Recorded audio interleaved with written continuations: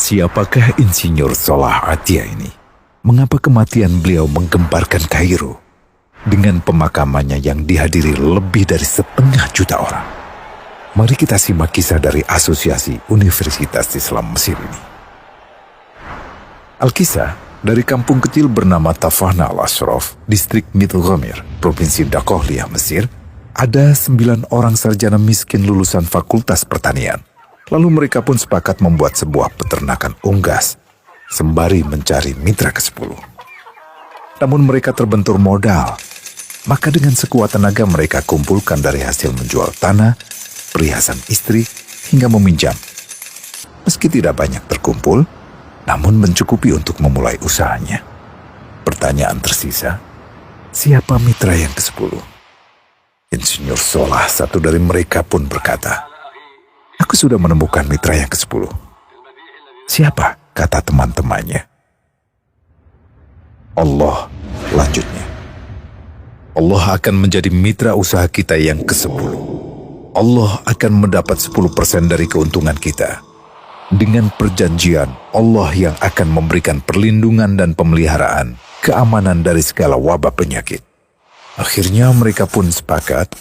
Kontrak kerjasama pun ditulis secara rinci dan dicatatkan ke notaris, lengkap dengan peran mitra ke-10 tersebut.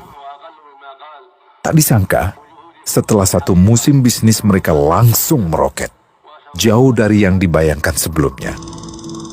Lalu mereka pun kembali bersepakat menambah jatah keuntungan mitra ke-10 menjadi 20% di musim kedua, dan begitu seterusnya hingga mencapai 50%. Lalu bagaimana keuntungan mitra ke-10 itu dialokasikan? Dimulai dengan membangun sekolah dasar Islam putra, lalu lanjut putri, kemudian sekolah menengah putra, kemudian putri. Tambah lagi madrasah aliyah putra, lalu putri. Tapi karena keuntungan terus membanjir, akhirnya dibentuklah Baitul Mal. Dan mereka pun mengajukan ke pemerintah untuk membangun universitas di kampung. Awalnya ditolak dengan alasan tiadanya akses bagi para mahasiswa. Tak berapa lama mereka pun mengajukan pembangunan universitas lengkap dengan stasiun kereta beserta jalurnya dengan biaya mandiri.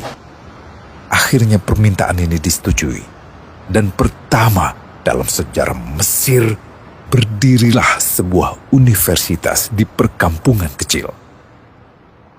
Semakin berkembang, dibangun pula fakultas kedua, ketiga, keempat hingga asrama putri dengan kapasitas 600 kamar. Lalu asrama putra dengan 1.000 kamar. Tiket kereta api pun digratiskan untuk memudahkan transportasi menuju kampung tersebut. Tak cukup hanya itu, dibangun Baitul Mal berikutnya hingga hilang kemiskinan di daerah tersebut. Dan program ini diduplikasi ke kampung-kampung lain hingga bisa dikatakan tak ada kampung yang disinggahi Insinyur Solah kecuali akan dibangun Baitul Mal untuk warga. Bantuan pun diberikan untuk fakir miskin dan para janda. Pemuda pengangguran pun dilatih untuk mengelola perkebunan sayur hingga mandiri, bahkan sampai bisa mengekspor ke negara tetangga.